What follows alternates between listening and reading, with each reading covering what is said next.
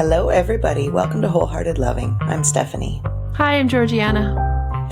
Today we're going to talk about what it means to be in the body and kind of different degrees to which one might be in one's body. And you can learn more about us. You can join our program at wholeheartedloving.com, or you can find self-reflection prompts for this episode and every episode on Instagram at wholeheartedloving. Before we get started, we will do a body-based self-connection practice to connect with ourselves before we connect with each other and this podcast. Nice. Let's notice where you even feel your body right now. So for me, I really feel my feet smushing into the carpet. And then I'm going to offer that we give the arms squeezes. I like to start up top, sometimes resting my hand on my sort of shoulder, feeling the weight of that. If you enjoy skin-to-skin contact or you're open to exploring whether you enjoy, you can tuck your hand under your shirt and feel that. And then when you're ready, I just go down the arm and give a squeeze, pause there, release, move down an inch or so and give another squeeze. And I just work my way down the arm that way. And you choose, and you might play around with how deep of a squeeze am I giving? Is it a gentle squeeze? Is it a really firm squeeze? I always like when I'm going down the arm to finish at giving the hands a squeeze together. It sort of marks an ending spot or something. Mm-hmm. And then I start again when I'm ready on the other side. So I'll put a hand on the shoulder on the other side.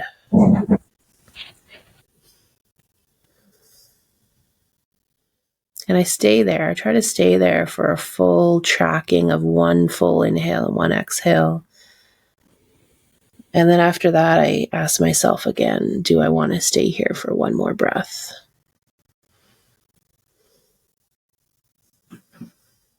And then whenever I feel ready, then I start with the squeezes again. And it might be like a squeeze and hold. And I'm just practicing squeeze and hold for a full breath.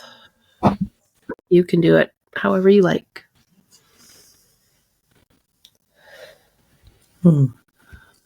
So I noticed I wanted to do 2 like that. And then the rest of my arm, I just wanted to do sort of one squeeze after another and not pay too much attention to my breath. Yeah. It's remarkable how much I can subcategorize my brain and have part of it just running off, doing whatever it's up to, and another part of it being and squeeze and breathe. I'm I'm pretending.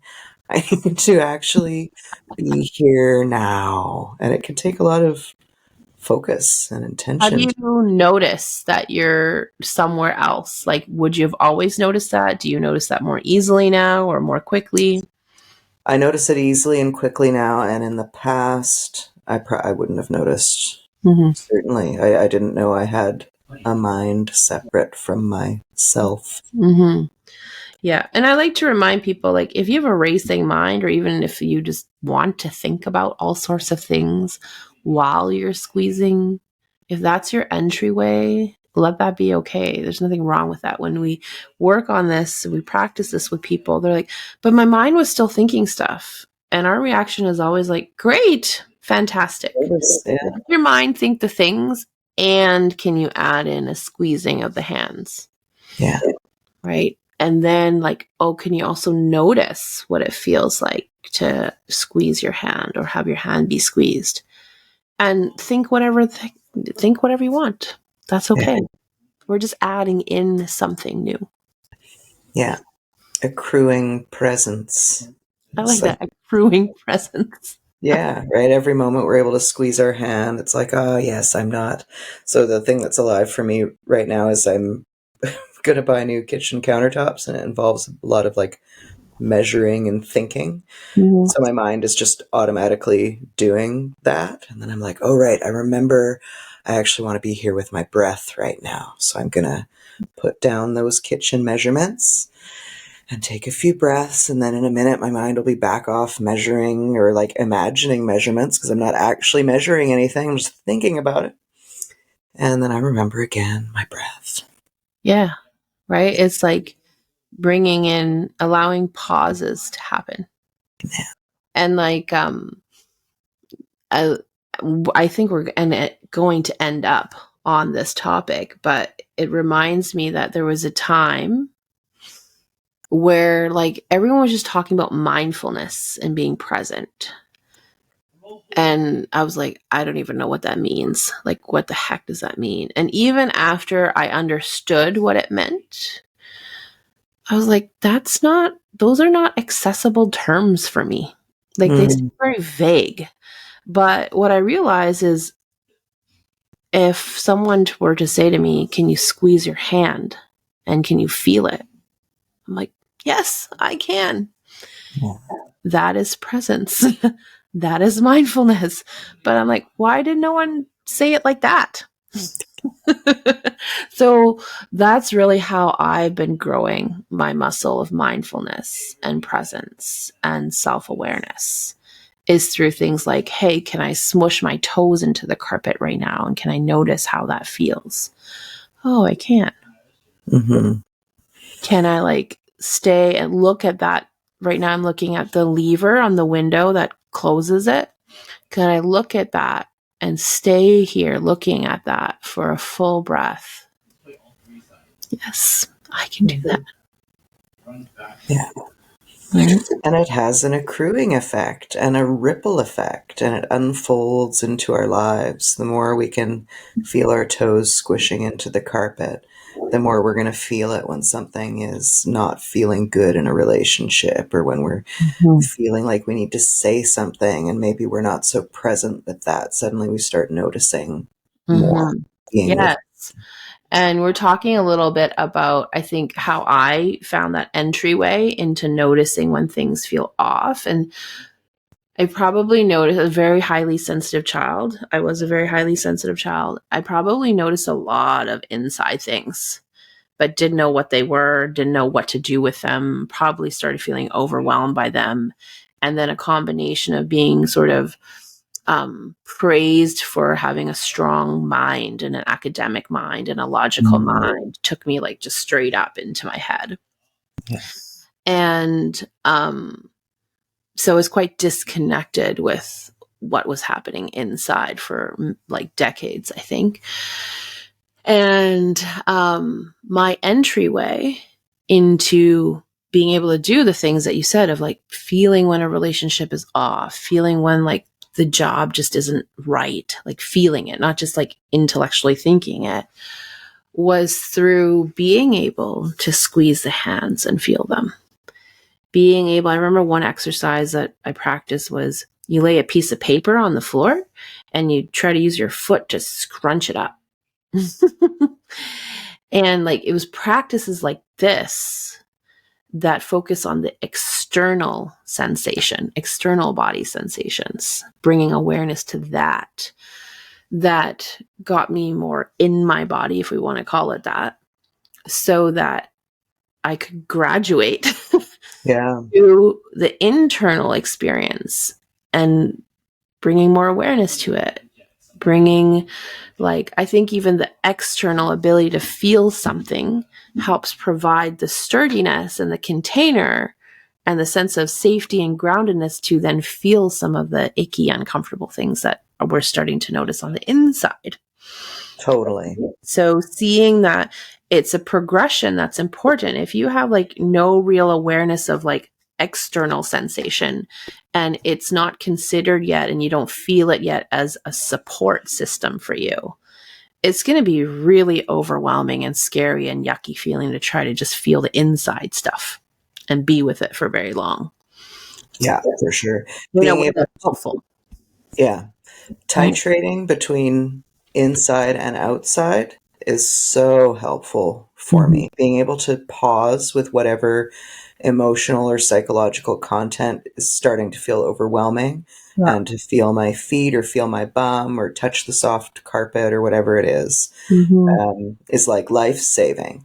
And this is entirely how I find myself having this conversation right now, is because all of that work, what I've noticed is, I think graduating is a good word you chose. It's like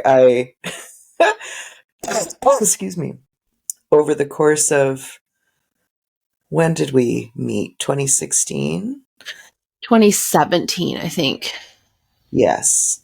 Yeah. So it's like I graduated from preschool and kindergarten and elementary school. And let's see, have I just graduated from high school, or maybe I've got my bachelor's now of like felt sense balance. And I could tell that there's some shifts happening right now. Like there's a lot of external shifts in my life, and I've been feeling like the time was coming to get a bit closer to myself. And my housemates suggested something called the presence process, which I had not heard of. You had heard of it. Is the author Michael Haig? Is that his name? Michael Brown, I think, Michael maybe. Brown. Yes. So he's developed this thing called the presence process, which I won't describe too much because it's more of an experiential thing. But the way it was explained to me, so just I had the name, like, yep, that sounds good. I like presence and I like processes. I was told it would involve 2 15-minute breathwork sessions a day, and then really just feeling into what comes up. And no distractions, like whatever your standard distractions are, you're supposed to get rid of those ideally. And when they suggested it, I felt the feeling of, oh, that's a yes, which I would not have been able to identify in the past. And at the same time, I felt afraid, maybe in a slightly good way, a realistic awareness of the challenges that would ensue from doing this process, which might sound simple. It might sound easy for some people to think of just breathing for 15 minutes twice a day. But I am fully aware for myself how much that's going to bring up. And so I feel appropriately frightened and like it's time and like I'm ready. And so I just noticed then within myself that really meant I was graduating. I was feeling comfortable enough with my ability to titrate between what's outside and what's inside. I've got enough of an internal and external support system that I know I can be with these things in a way that I couldn't have before. And that felt neat, and I thought we should talk about it. I like it. There's a few things I jotted down from what you said I want to circle back to, but I wanted to share like the horror I felt being presented with that book a long time ago. I think there was a tiny yes, I think this would be good for my life.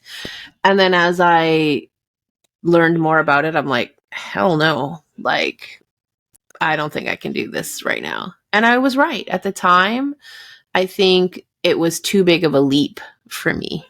Yeah. And so I've been really grateful that I didn't give up on the presence process in terms of how to bring presence into my daily life. But I saw that at the time that wasn't going to be the pathway for me as the first step. I needed something smaller, right? And these are the bite-sized things. Can I squeeze my hands? Can I feel my feet on the floor? So that I've built up enough capacity that if you approached me now and said, hey, the presence process, how do you feel about that? Are you open to like doing this thing with me?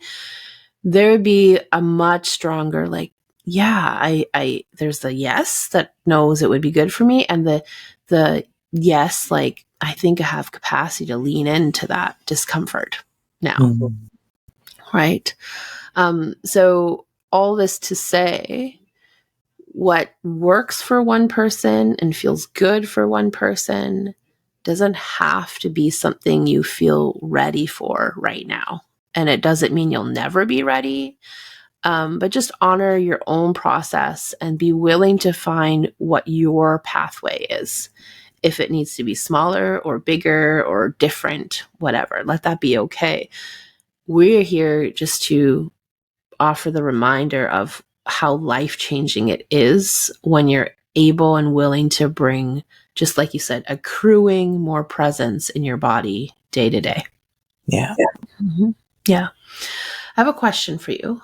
Hmm. You had said, I think something about, I felt like I was ready to get a bit closer to myself. What does that mean? What does that mean to you?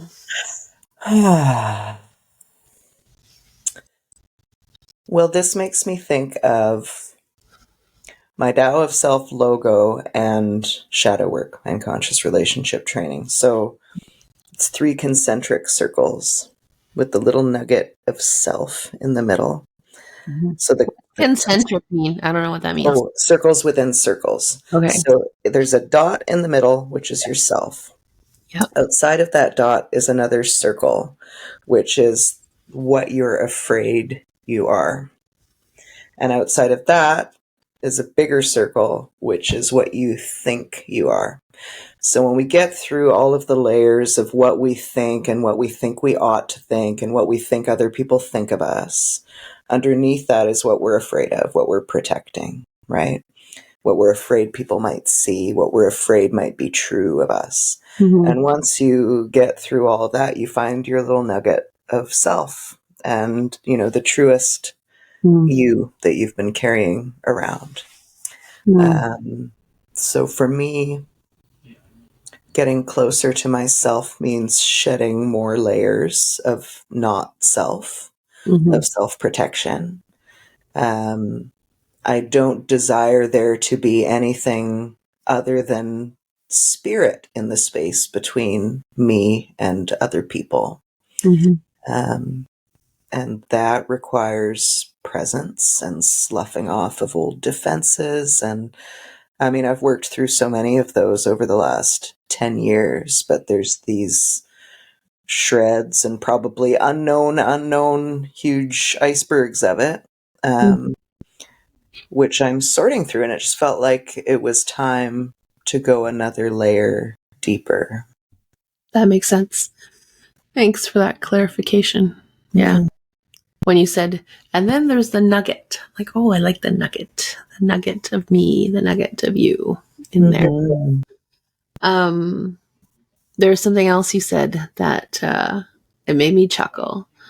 You said, I feel appropriately frightened, but really the part I took out is I feel frightened and it's time, right? To recognize like how that feels in your inner knowing, in your body, in your mind. Like I really would love for all of us to be able to discern when, like, what does that feel like when we feel frightened and we know it's time?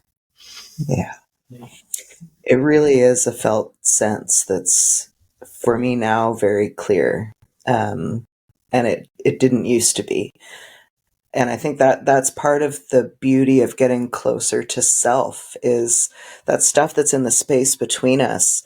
It also creates this opacity. Like you can't see the path because there's too much stuff in the way, Yeah.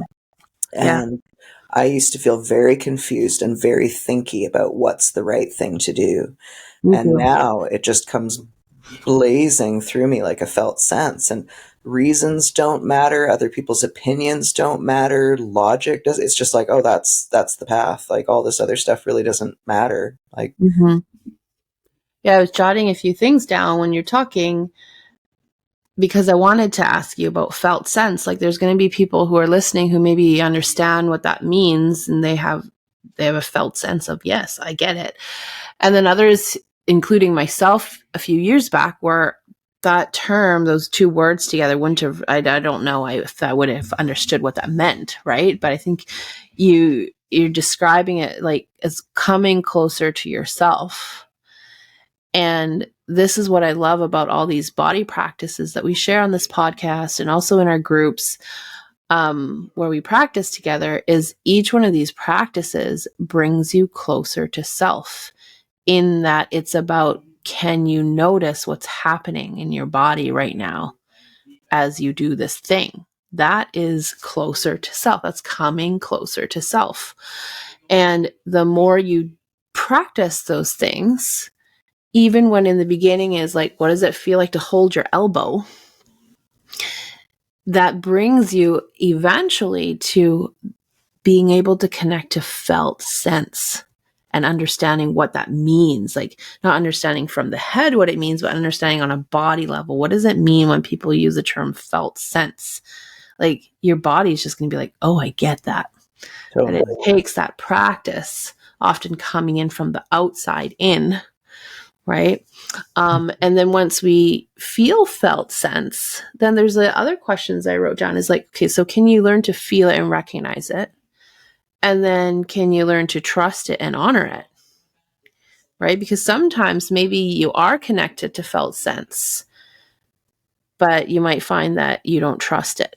You question it, or you might trust it and question it, but also just not honor it. You might trust that it's the right thing for you, but just have old protective patterns that have taught you don't honor what you know. Yeah. And that gets murky with all the chatter and the shadow material that's in that space between us as well, right? Thinking about, so people might call it a gut instinct or an intuition, felt sense. You can call them all of those things. I'm thinking about when you walk into a room and you can tell you've walked in on something. Maybe someone's secretly arguing, or maybe people were talking about you or talking about someone. And you walk in and you're just like, oh, something's in this room. Like, I think we all have experienced that at some point. I've walked in on something. There's something here. And almost immediately, so you can either be with that, you can be like, oh, this is the felt sense. This is what I'm experiencing. Something's here, without attachment to it. Or we can jump into that mental chatter headspace of like, oh, what was it? Was it about me? Is it something bad? Is it something good? Is there something I need to protect myself from now? And then we're completely out of the felt sense. We're back into story making land, which is fine. But just to give people an example of what felt sense they might have experienced in the past and deal with it. Mm-hmm. Yeah, there was a practice I think our friend led us through one time, growing the awareness of the felt sense. Maybe it was Kara. And it was something about, how does it feel if, I say we're all sitting in a room together right now? Notice how it feels in your body. How does it feel if I told you we're all in Vancouver right now?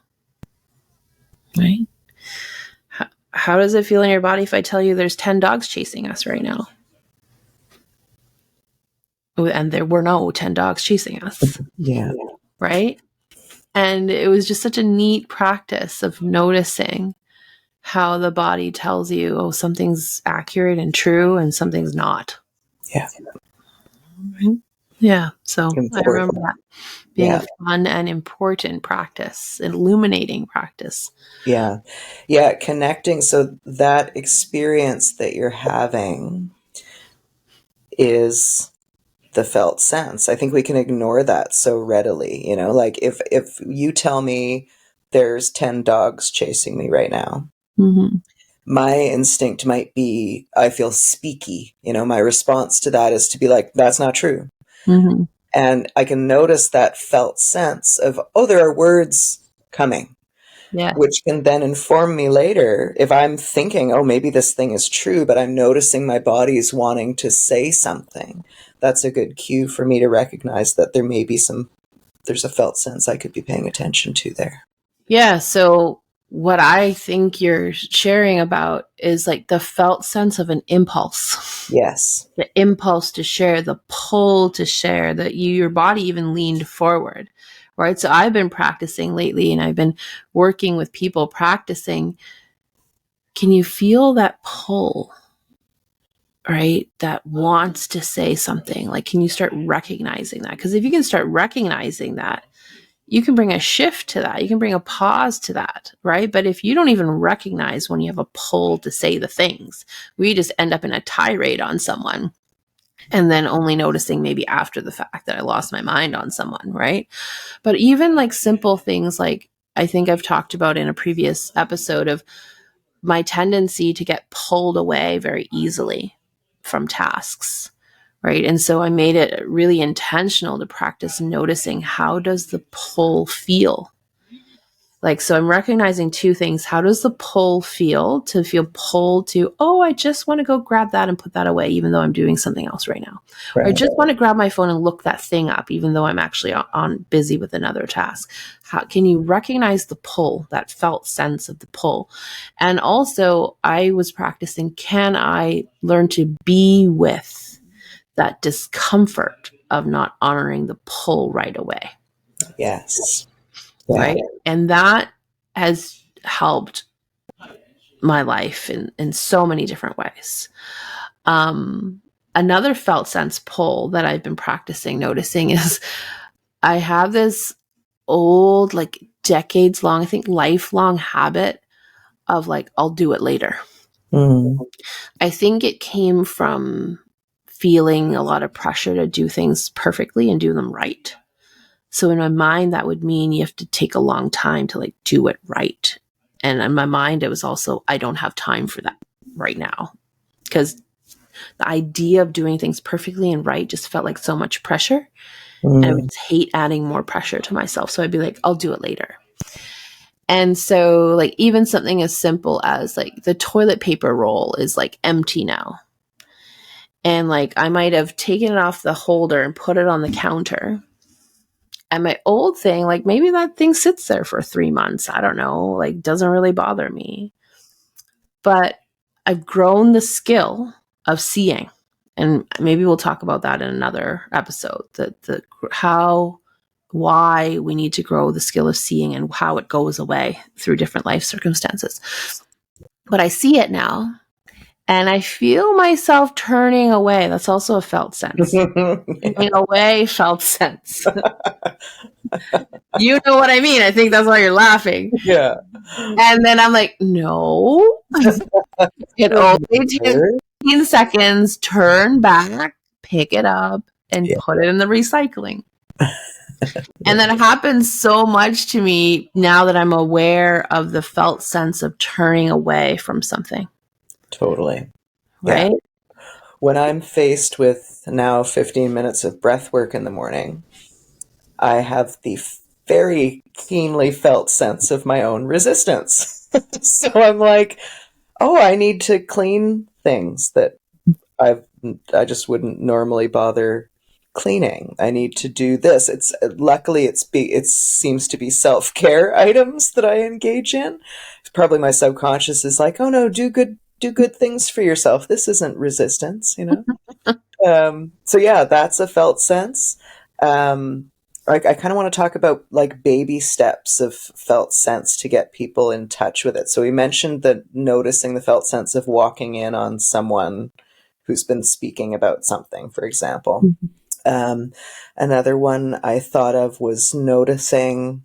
So yeah, what are some tiny ways you can notice this? We tend to have a felt sense when somebody wants to speak. You know, we kind of notice subconsciously or maybe consciously that they're leaning forward or their mouth has opened a bit or they took a breath. And we say, oh, I think, you know, did you want to say something? That's because we had a felt sense that they were priming themselves for speaking, you know? Mm-hmm. That seems like a good tiny way. Yes. And like even maybe tinier ways is, do you need to poop? Oh, yes. The felt sense of needing to poop.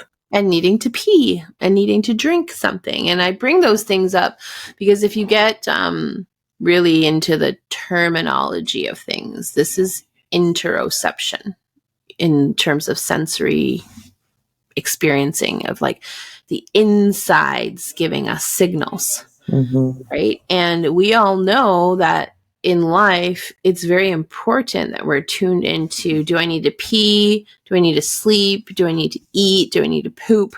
Do I need to drink? Those are all interoception, like inside sensory experiences, right? Then we grow up, and a lot of us get conditioned out of knowing, thinking, honoring that the other internal sensations are also very important information givers. Yes. Right? The tight stomach, it means something. The shallow breath, it means something. It's trying to tell us something. Yeah. Right? The expansion of the heart and the chest says something. And what if it is just as important as, so, okay, when we talk about the sense of needing to pee, it doesn't seem that important of a thing. It's like, well, you can just go. You can hold it or you can go, whatever. But in fact, if you hold it too long, you're going to destroy your kidneys, you know? If you don't poop, if you don't drink, like, you're going to eventually die if you don't do these things, right? And what if us ignoring these small felt senses, a tightness in the chest, a no feeling, an expansion?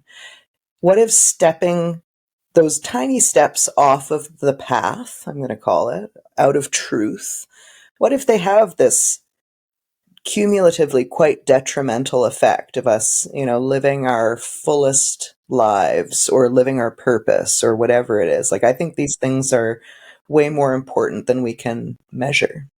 For sure. I think so. I think this was Dr. Gordon Neufeld talking about depression. He's like, the opposite of to depress is to express, to feel and move energy. So if we're always dampening these things and shutting down our awareness of these internal sensations, or aware of them, but like not letting it inform us about how am I feeling and what am I needing and am I going to honor that need, then it's going to have a very detrimental cumulative effect, right, on our bodies, our minds, our mental, physical wellness. And I don't think we've taken that seriously enough. And it reminds me of working with so many people and just in our own circles, like in my coming out of my own mouth. Well, the phrase that I'm reminded of is like older generations that say, well, you got spanked, I got spanked, we all survived, and we're all fine. Sounds good. Okay, we're all fine if that's what we want to call it, right? Are we all fine though? I think that there's more and better. Right? So it's that, like, has it been okay that we've been conditioned to disconnect from the internal knowing, the inner sensation experience of the body?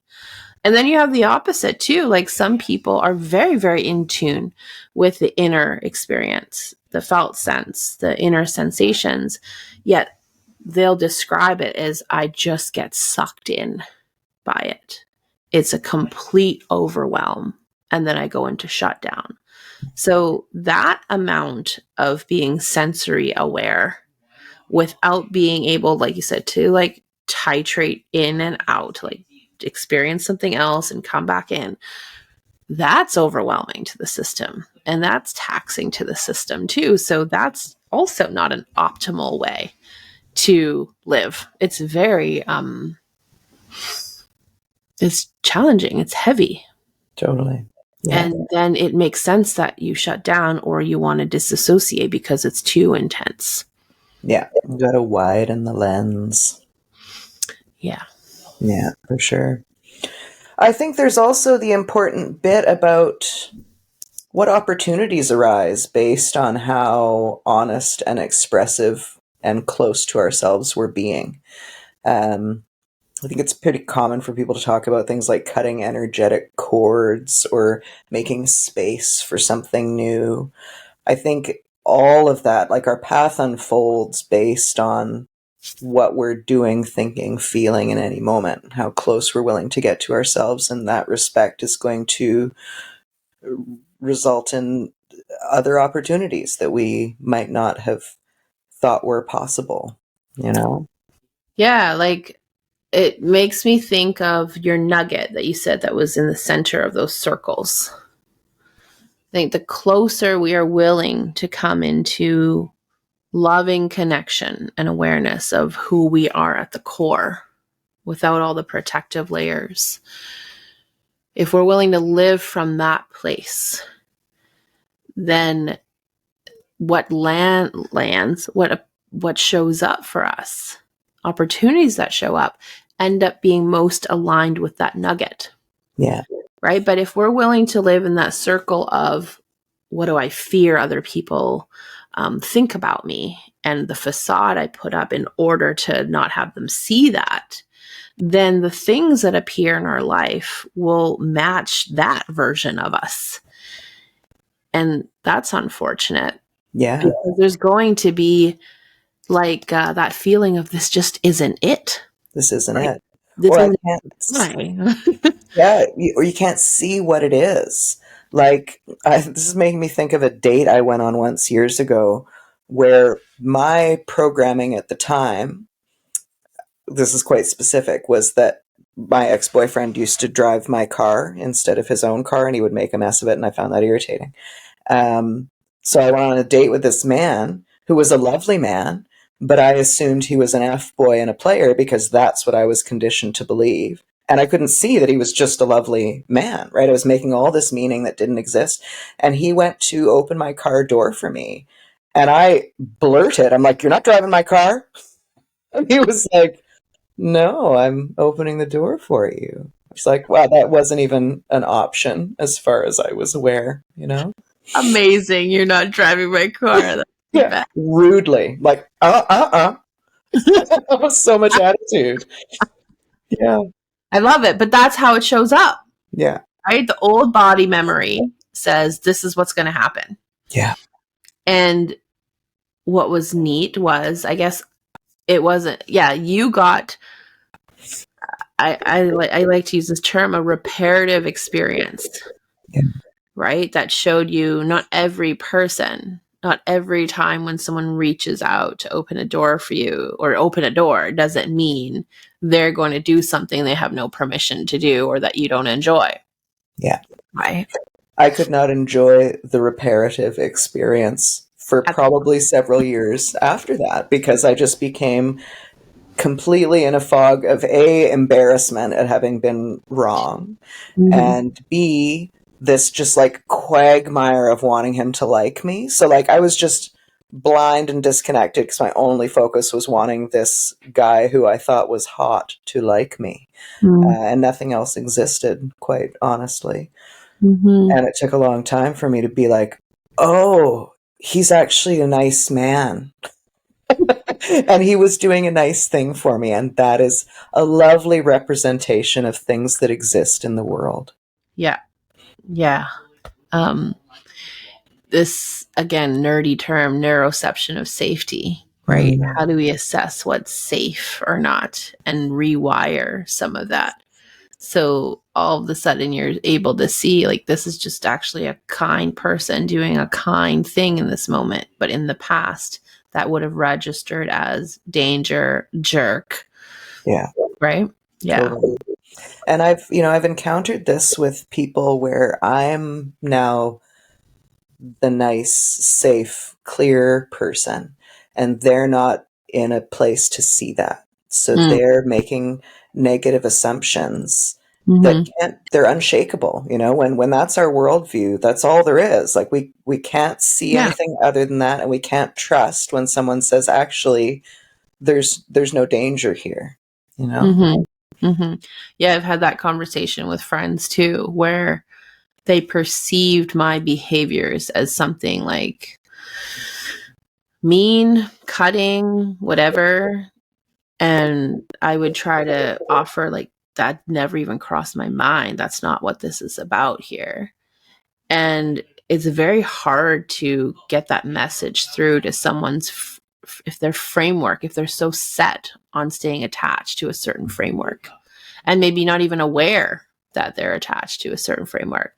But luckily in this situation, like I also detached from it of like, it's not my job to convince someone that thing that they think was happening wasn't actually happening. Yeah. Right. And they sort of, I think, just needed some time and space to, like you said, a few years to like be able to see that situation from a different lens. Right. And in this situation, I think what was helpful was my willingness to detach from I need to convince you.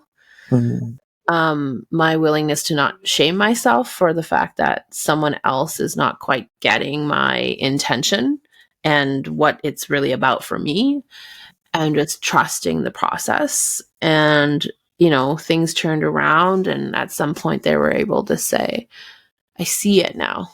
Right? I couldn't see it at the time, but I see now that had, your choices had nothing to do with me and were in no way about you not valuing our friendship. That's such an important part of presence, right? Getting closer to that nugget of ourselves helps us see these things more clearly, makes more options available to us. Yeah. And I want to add that what allows us to see ourselves more clearly is we have to grow the muscle of self-compassion. Because who wants to see themselves more clearly if you just see yourself through the lens of shame and I'm horrible and awful? Yeah, totally. It's very hard to see yourself and then start owning your part if you still have a very highly critical voice going on. Definitely. One of the things I like about the presence process, and I think for me, this sounds a bit harsh, but I am a bit harsh, so it works for me. He really comes from this lens of self-compassion, and he refers to not compassion as drama. So he's like, oh, if you miss your breath work one day, he's like, you might feel pulled to chastise yourself or double down the next day. All that's just drama. Just don't. Yes. This reminds me of lately, I have been using this phrase a lot, is I want to be the protector and the curator of my own peace. I worked hard to get to that place where there's actually some peace and I know what it feels like and I enjoy it. And being really hard on myself is like saying, I'm willing to throw away my peace right now. Right? Yeah. And I'm like, no way, I'm not willing. Definitely not. I thought of you, what another great opportunity to talk about reality television, the new season of Too Hot to Handle. In a moment to take that in because that brings me joy. Great. The new season of Too Hot to Handle, by the end of it, the ladies get to a point where they have a new mantra, which made me think of you. And it's both guided and misguided at the same time. It's not complete. It's peace over penis. Peace over penis. What if I want both? Yes. Indeed. Yet I think what they are trying to get at with this soundbite is peace over my stories about the world and people and drama that is not what I desire in my life. And they've dubbed that penis, right? They're like, everything bad in my life comes from penis. They probably think everything good also comes from penis. All the drama, all the heartbreak, all of that is because of a penis. And it's like, well, the penis is attached to a person who stirs up a bunch of stuff within you, which is in fact your own stuff. And, if you removed the penis, all of that stuff would still be there. This is Stephanie's fine print. I love it. Yeah. Why can't we have the things we want in life and peace? Yeah. Right? We've been maybe conditioned to believe I either can't have the things that I want or I have to give up peace in order to have them. Yeah. Or, I'm reflecting on people who we've worked with who carry the old beliefs that in order to have connection, I have to give up peace. Yeah. Right? Not so. And I also understand how that belief gets ingrained over time. Totally. Right? And I think what happened in these groups that we were facilitating is people got the reparative experiences in bite-sized moments and big moments of, oh, here I experience connection and peace. It's possible. right? I can have the felt sense of connection and the felt sense of peace at the same time. And it's always like that with these people. And even when we have the very human experience of being misattuned with each other, where maybe there is some misunderstanding, maybe there's some tension or hurt feelings, they got another type of reparative experience that people are willing to work things out with them, to hear them out, to come back into peace and connection together. Totally. Right? So you can have both. You totally can have both. If you want. Yeah, If definitely. you don't want to, that's also okay. Right? Mm-hmm. One of my favorite experiences of honesty comes in conscious relationship training, where someone is challenged to speak their truth or show their anger or be deeply honest about something. And my favorite part is it's kind of this combination of their fear, their willingness, the show they put on, whatever it is, the exposition that they present us with, and then the very best is everybody's reactions to it. So inevitably, whoever's leading will say, "Okay, what did you guys feel in your body when so and so expressed whatever?" And inevitably, it includes like, "That was hot." Or like, "I feel more attracted to you. I feel more connected to you. I trust you more. I relate to you more." These are the gifts of being honest and present with yourself and sharing. Yeah, it really surprised me, those practices where people are saying things that like I'm like, ooh, like these are like prime examples of everything we all fear that people are going to judge us for.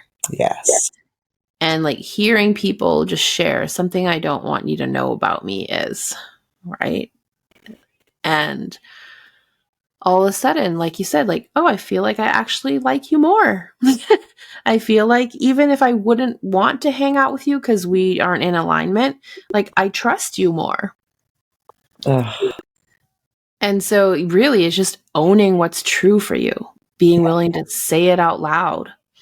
It's so good. Yeah. So using this presence process to get closer to any of the little tidbits that I've not been being, it's not even that I haven't been being honest with myself about them, but just like haven't had the time or space or capacity or amount of tears needed to clarify deeper, more. That will cause me to like myself more, to trust myself more, to be loved and trusted more by others. All these things that we've hidden consciously or unconsciously because we're fearing loss of love or loss of connection actually end us up in more and deeper connection. It feels counterintuitive, but there it is. There it is, right? And it happens every time. Every time. It happens every time. Yeah. And I'm also thinking of, related to this, is when you're willing to share the things that you're afraid for me to know about you, right? Or you're just willing to share, I hate mushrooms, right?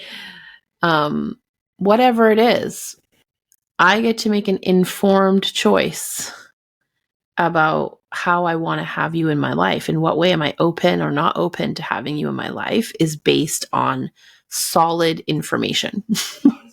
Yeah. Whereas when we're hiding stuff or withholding stuff, like the person on the other side doesn't get to make an informed choice about who they're relating to, whether they want to relate with you or not and want to come into connection or not. And who feels good about that?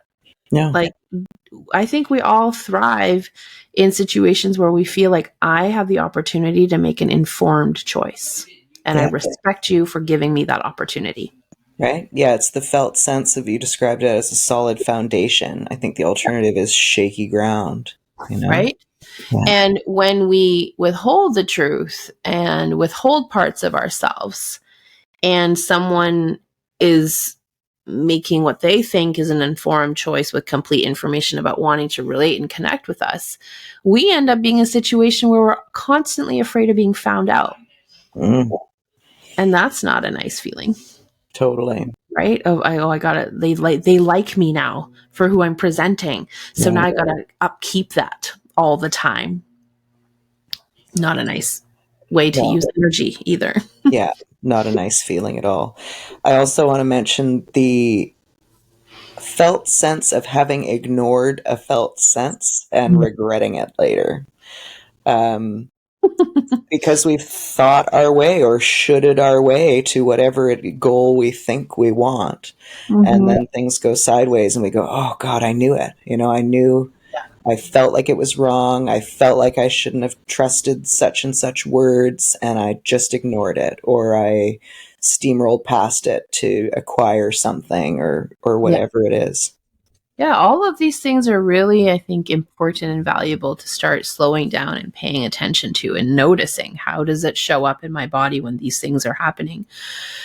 It reminds me of the felt sense that I have felt maybe a year ago when it was like beginning a new relationship. And I remember crying to you about this, of feeling the felt sense in my body of how hurt I actually was in my previous relationships. Of like, you think that when you get treated really well in a relationship, you're just going to feel happy and great. And that's the felt sense experience. And I realized that's not true. Because sometimes when something feels really good, it connects us with an awareness of how bad something else was.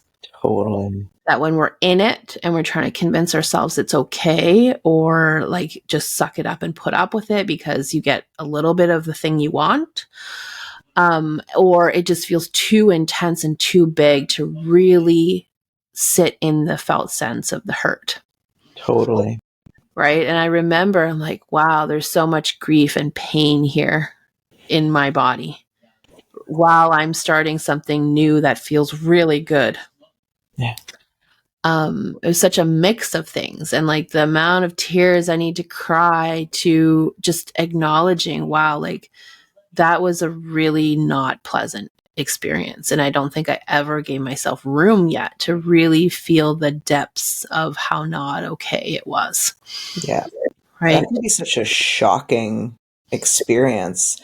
I remember once you saying, this has probably happened a number of times, where someone who I love and trust, when I'm recounting a story and, whatever, not a big deal, blah, blah, blah, you'll pause me and be like, actually, that sounds like quite a big deal.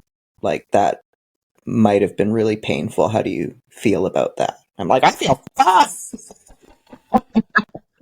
And then realizing like, oh, I thought I felt fine, and having someone acknowledge that that really wasn't okay, it's like everything just comes crumbling down. I think this is a lot of what I'm facing, is a lot of nuances about things that were painful and expressing those. And I'm using the presence process to be present with whatever comes. And I think what's waiting in the wings is a lot of past grief about what I felt fine with and unconsciously knew to really not be love and trust and didn't feel good. Yeah. I mean, I think something so common that came out of my mouth in for decades was, it's fine, I'm fine. Yeah. When really you're not fine. It's Totally. not fine. Right? So learning to honor the felt sense of, it's not fine. It doesn't feel fine. I don't feel fine right now. Yeah. Right? Okay, now that brings up another nuance. So I think we get these personal growth phrases, and then eventually our egos start to misuse them. Mm-hmm. And one of the ones I'm noticing in the world at large is, that doesn't feel good to me. Which I think we can really co-opt. Our ego can really co-opt to protect us from discomfort, right? And there's such a subtle felt sense difference between, oh, this feels like not the right way, or not the truth, or not the thing that I want to do, versus this self-defensive way of kind of ending the conversation or diverting the energy, which is that this doesn't feel good to me. Yeah, because that's a plain old wall and a stop. Yeah. Right? Like, I think what we're talking about is recognizing when, even if this doesn't feel good to me, well, what's beneath that? What's the other felt senses that are present, right? Oh, am I feeling not heard? Am I feeling, like really left out right now? Am I feeling sad about that? Like, it's an incomplete felt sense or an incomplete reporting of a felt sense. Right. And the thing is, if we have the pattern of just stopping it at that incomplete part, we can make a lot of choices in our life that leave us in a position where we don't have the things we deeply desire, because that